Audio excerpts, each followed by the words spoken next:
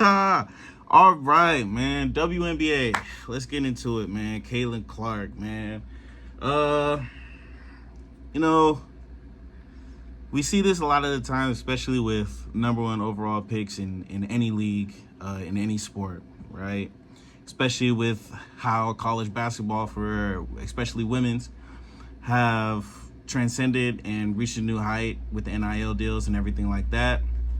Players are entering the league with bigger followings, right, than most people, right? They're coming in already expected to be that guy or that woman, already expected to make an impact, already expected to transcend whatever team that they're going to into matrix success and blah blah blah, yada yada yada. Caitlin Clark is going through that, and we're witnessing that right now, right? She's going to a team like the Indiana Fever. They've been playing their season. They're 2-9 right now. What we have to realize is this team is a rebuilding team, right? Yes, they've had 12 consecutive playoff runs in the past, but their last playoff appearance was 2016, right? They got a championship. They've been to the finals. They've been to that level, so they know what it takes to win. And with a player like Caitlin Clark, they're looking to rebuild around her and have it be her team and hoping that she gets them to that next level, right? With that, we have to remember that she is still a rookie. She's just coming out of college, right?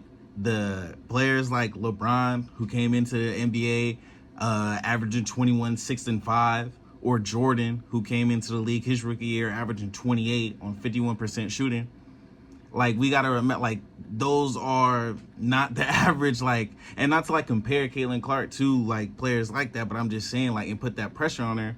But I'm just saying, like, even players like Breanna Stewart, Candace Parker, Maya Moore, bucket getters like that, like, those are like 1 in a million. Like, you know what I mean?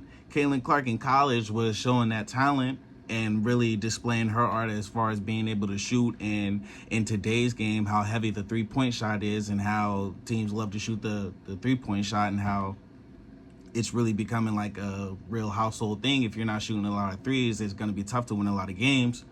You know, she's the face of that, you know? So I think it's just a whole lot of pressure that's being put on her. You know what I mean? Like, this team is a rebuilding team. The last playoff appearance was 2016, like I said earlier. They're 2-9 right now. So for a lot of people expecting that Caitlin Clark is just going to get there, and then all of a sudden it's playoff appearances, finals appearances, or, like, you know what I mean, just this whole heap of success. Like, Caitlin Clark's a great talent, but it takes more pieces, you know, for her to be able to accomplish that. It even still, with all the struggles and everything that she's going through, she's still leading the team in points, assists, and steals, right? 16 points, about a little bit over 5 assists, close to 2 steals. So she's still impacted the game and finding ways to win. It just, everybody has their different stride, you know what I mean? So hopefully they be able to find some more pieces. Hopefully they're able to find some more success, especially as the season continues to develop. They've only played 11 games, so who knows what could happen. As far as Angel Reese and her getting her respect, you see she's taking the media after post games and everything like that, saying how it's not just one person transcending women's basketball. She had a lot to do with that as well. And honestly, I really do agree with her. You know, when she won the national championship with LSU, she was kind of the face of women's basketball at that point, because she was a hi. Yo, people be walking by the window, like I say every week, man, just waving and stuff. That was actually the first person to wave to me, so that was kind of crazy. But yeah, Angel Reese is a part of that success, part of the reason why women's basketball is where it's at right now. You know what I mean? But I feel like just with her, she became the villain so quickly, and it was such a fast turnaround, especially as Caitlin Clark's having the success that she's having, breaking the records in college that she was breaking, and having the performances in college, especially at March Madness and everything like that. You know, it kind of gave her that edge, especially later on towards their last season, especially like the season prior. So I feel like just with Angel Reese, people, it's tough to say, because people will be quick to follow the trends. People will be quick to follow what's popular. People are quick to just switch with the majority. women's basketball is transcending because of multiple players, and people are kind of making it bigger than what it actually is, and making it like a kind of a race thing and saying like if Angel Reese was white or if Caitlin Clark was black, would she be getting the attention and everything, yada, yada, yada. I don't really want to go into that because I just see hoopers at the end of the day. I see 10 women on the court. WNBA has always been physical. WNBA has always been a tough sport to play in. It's just now because of the hype and the attention that the draft got, more eyes are getting set on the sport. So now you see a lot of people who are kind of like new to the WNBA and how tough it could be and everything like that. Especially with people trying to set narratives that the vets aren't willing to help, and the vets aren't really looking out towards players like Caitlin Clark and everything like that. And we seen this. I don't know if anybody remembers the hype around Lonzo Ball. Especially like when he was they first started the Big Baller brand and everything like that. When Lonzo first got to the league, even after he was playing at UCLA, there was a lot of pressure that was placed on him. There was a huge target that was on his back, right? Players like Patrick Beverley, players like Drew Holiday, a lot of the guys who are known for that tenacity and that grit and that hustle, they pressured him. And Lonzo ended up finding his way to hooping, you know what I mean, and getting comfortable and impacting the game in ways that he knew how to, right? So I feel like that's all Caitlin Clark needs to do. That's all she really needs to accomplish, honestly. There's a whole lot of great talent in the league. They're still young. Like I said, it's her rookie year. She's only played 11 games. Give her time to develop. Honestly, hit the gym a little bit. You know what I mean? And that don't hurt. You know what I'm saying? Hey, sheesh. She need to, man. She need to get in that gym. I will say that. Hit that bench press. Hit some squats. You know what I mean? That core. Get a little bit of strength in there. You know what I mean? So girls ain't just bumping you around, pushing you around, because this wasn't the first time that happened, and it won't be the last, right? Another thing to really touch on too about the Caitlin Clark, I feel like the amount of pressure that she's getting just isn't fair to deal with, but it's because of the following that she has and the eyes and the attention that she's brought to the WNBA. Remember a player like Breanna Stewart, when she was in college, dominated all 4 years, right? Number 1 pick, got to the WNBA, made an instant impact. So it's certain players like that, and like how we mentioned LeBron and Michael Jordan earlier in the show, it's players like that. And with just the attention of social media, people are, and the expectations that people set out for certain players, it almost makes it seem like that's the normal thing to do. Like that's just what it's expected. And a lot of the times it don't really work like that. You know what I mean? Some people's journeys ain't the same as everybody else's. Some people take time. You look at a player like Kobe Bryant, who got into the league, his first 2 seasons, the numbers don't look the same as when he actually first started playing and actually getting into the league and actually getting some playing time, right? People were ready to probably write him off, especially after he had those 4 air balls in the playoff series against Utah. People were ready to write him off. Overrated, overhyped, yada, yada, yada. And we seen the career that he had. Rest in peace to the GOAT, man. But yeah, man, just give her time, give her some experience. Experience is the best teacher. This is her first season. So the more experience that she has, the amount of film that she watches and the practice that she does throughout the off season and everything like that to really prepare, I think that she can finish out the season really strong and go into next year even better. Now, NBA Finals is tonight, man, 5:30. We got the Boston Celtics versus the Dallas Mavericks. Kyrie Irving going back into the Garden, hostile territory. Porzingis used to play with Dallas, and over there, he's returning. He ain't played all season, or not all season. He hasn't played all playoffs, or at least I don't even remember the last time he played, but he's making his return to the finals, and oh my God, it's finna be a good one. It's finna be a good one, man. This one, I was studying, and I really don't know who's gonna win, man. I really don't, because there's a lot of things that can happen. And I feel like this happens in all the finals. prior to date, where people just focus on the main stars, right? And then it ends up being the role players who really, and the X factors of the team, who really end up making a different impact and really end up, you know what I'm saying, becoming a huge success in a team winning. So, hold on, before we get to the NBA finals, I do want to say about the WNBA too. People are saying that like Caitlin Clark and Angel Reese is kind of like the Magic and Bird and everything like that, which is cool. So I just want people to understand and realize that Jordan is on the way if we're doing that. And by Jordan, I mean Juju Watkins. So everybody, like, I'm finna enjoy the show. Yeah, Magic and Bird. Yeah, it was cool. Caitlin Clark, Angel Reese, they great players. Absolutely. Not taking nothing away from them. But when Juju gets there, and I dare somebody to try and push Juju, don't let her be playing for the Sparks either. All SoCal finna storm the court. You finna see nothing but blue. All right, let me stop. You finna see nothing, man. But Jordan on the way, man. But yeah, back to the finals, man. This is a heavyweight matchup, man. For the Mavs, for the starters, it's looking like we got Luka, Kyrie, Derrick Jones Jr., PJ Washington, and Daniel Gafford. For the Celtics, we got Jrue Holiday, Derek White, Jason Tatum, Jaylen Brown, and making his return to the playoffs, making his debut in the finals, Kristaps Porzingis, man. That changes everything right there. That changes everything, man.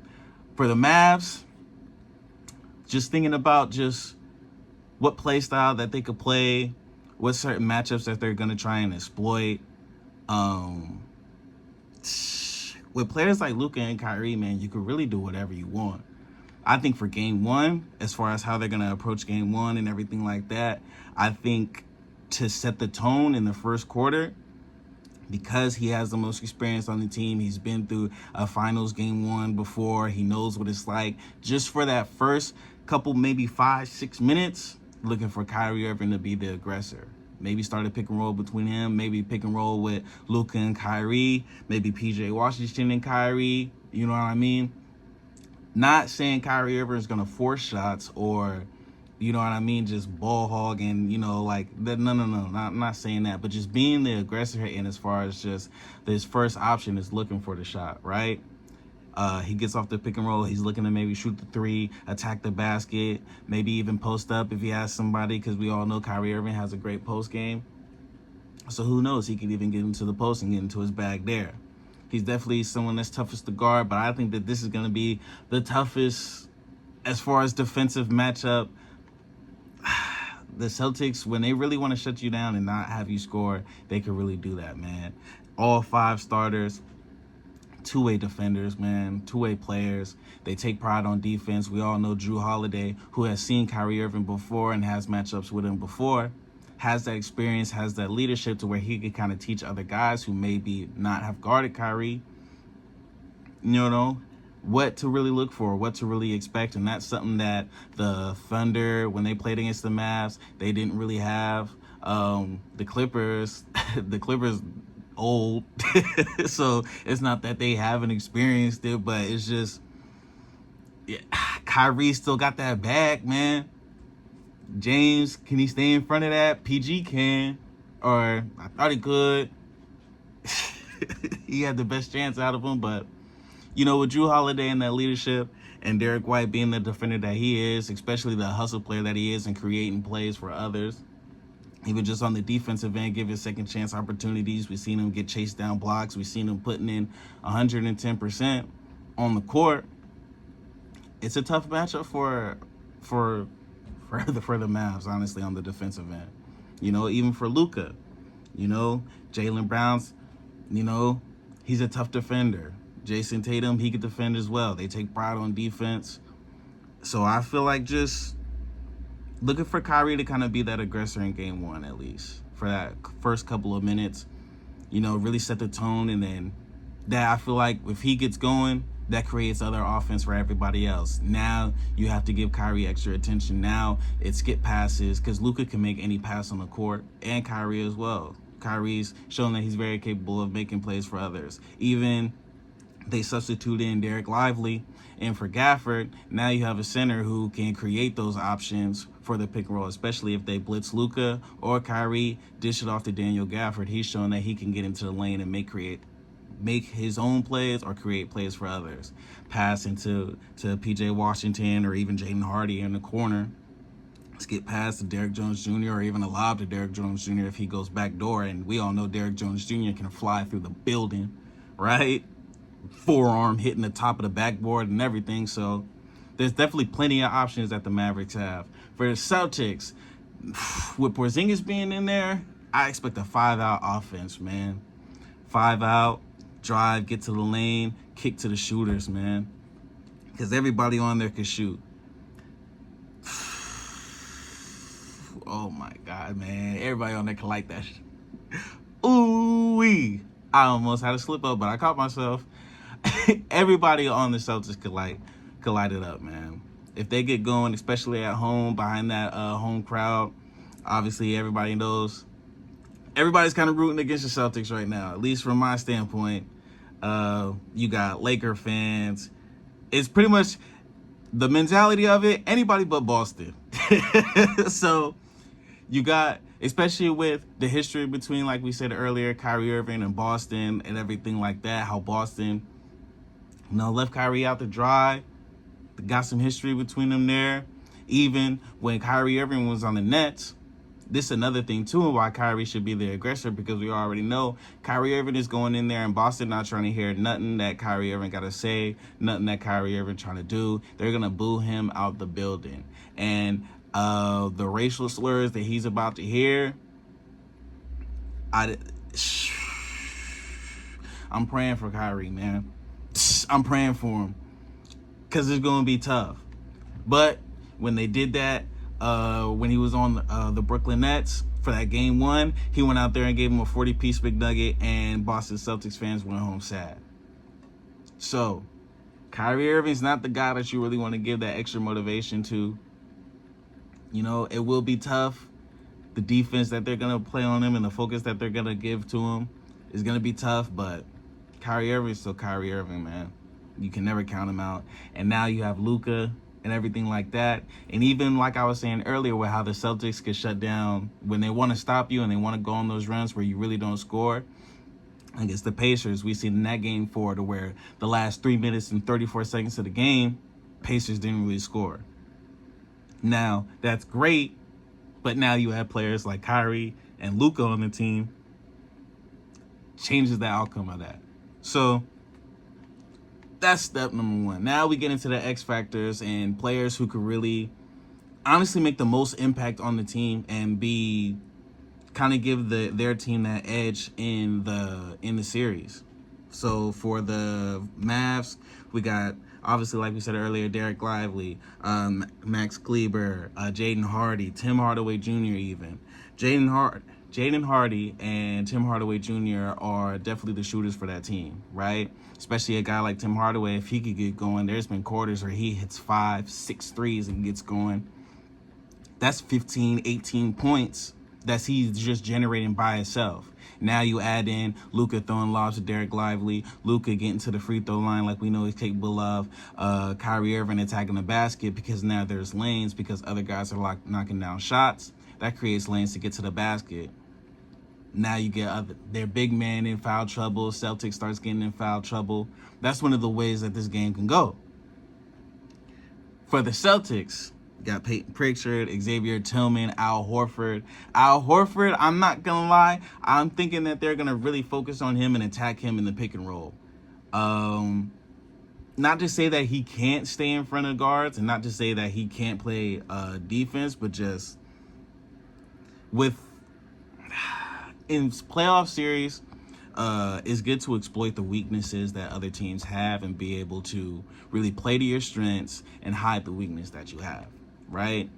I don't really see that there's going to be, with all the players that I just named, I'd rather go at Al Horford and pick and roll with Al Horford instead of, I don't want to pick and roll with Jason Tatum and Jaylen Brown. Like, because if they just switch that, that's basically the same type of defender that's on me, right? I'd rather trust Luka going one-on-one with Al Horford, Kyrie Irving going one-on-one on Al Horford. Shoot, even Jaden Hardy, we've seen him throughout even the last series be able to create his own shot, get to the basket, can knock down the three at a high percentage. You know what I mean? I trust him in a one-on-one between just that's the favorable matchup that you'd like to have, right? Put him in position where he has to guard, and even vice versa for the Celtics. Put Luka in position where he has to guard. Luka's basically on one leg. Yeah, he's had a lot of rest. He's had time to really focus on himself and really heal that. What wasn't wrong with him? Achilles, swollen knee, everything under the sun that you could think of. So he has that time to heal, but put him in position where he has to guard. Because for everything that he contributes on the offensive end, you got to make him and force him to play defense on the other end as well, right? You don't want him to get any rest on defense. You don't want him to really take any plays off, because you want him to exert as much energy as possible on defense. So on offense, legs is tired, shot falling a little short, forcing him to create and dribble and create his own opportunity, as far as on top of being able to guard one-on-one. Difficult to do, especially in the NBA, man. So, yeah, I feel like a guy that could put that pressure on him, especially coming off the bench, is Peyton Pritchard. He's really that spark. He's really that energy guy for the Celtics. Even if it's not high volume points, he just seems like he's just always there to make the right play and creating for others, getting into the lane, attacking the basket, playing some solid defense and everything like that. So if he's just able to come off the bench and give them that spark to score off the bench, that creates for other guys and other shooters as well. So, I don't know, man. I don't know. I feel like this is going to come down to just who could play the best defense, which duo plays the best, and rebounds. I don't know, and just the chips may fall where they may. So, my prediction, I really don't know, man. I'm going to think about it, play some music, and I'll be back with my prediction after this, man. All right, y'all. So, after further deliberation, much thought, and by thought, I mean I was just jamming to the music, listening to the music through the speakers. I'm going to roll with the Mavs. I'm going to roll with the Mavs in 6. And here's why. I feel like within this series, this is going to be a great series in terms of, I feel like neither team heavily outweighs the other. Yes, there's both strengths and weaknesses that the other team might not have and will be able to exploit. But I feel like there's ways to counteract it, and there's ways that these are well-coached teams, high IQ teams, where they'll be able to figure out what each other are trying to do. Even in game one, even if there's a game where it might be a blowout, right? I feel like the game after that, a team is going to be well adjusted. A team is going to be able to realize what they did wrong and the mistakes that they had, and be able to adjust for the next game, right? I feel like just the Mavs, having just Kyrie as that leader of that team, as far as like in the locker room and being that guy with the most experience, that guy, he's able to teach and lead guys, right? To really know what to expect in a series like this, right? He's had many battles with the Warriors. Even the Warriors, when they had KD on there, the first time the Warriors won their championship when they had KD on there, Kyrie Irving faced that, right? So he knows what it's like to be in these high-intensity games, high-volume games, high-valuable games, and know what it takes to really win. Especially if we go later on, like if the game's close down the stretch of each game, I feel like the Celtics have shown more tendencies and more trends of, costly turnovers, bad timely shots, fouls, just at critical times, critical points in the game down the clutch, to where the Mavs, if the game's close and having clutch players like Kyrie and Luka on their team, I feel like that point right there heavily favors the Mavs. If it's close down the stretch in the fourth quarter, and it's even one possession game, or even if it's 5-6 points, right? That favors the Mavs. And I feel like there's gonna be a lot of games within this series to where it's like that. And the Mavs are just gonna make the plays and make those second chance plays that they need to win. So yeah, I'm rocking with the Mavs in 6. Let me see. Is there anything else? Got that. Jordan on the way. Juju on the way. Got the finals matchup. And yeah, man, that's really it. I'm gonna play some tunes for the rest of the show. I thank y'all and I appreciate y'all for joining the show, man.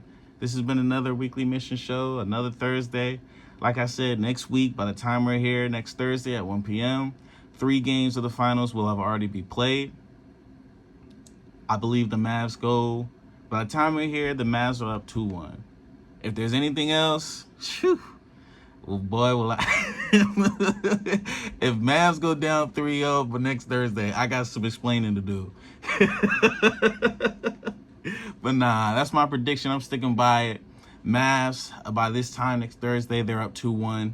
I believe they take game 1, lose game 2, go into game 3 and win that. Yeah, I appreciate y'all.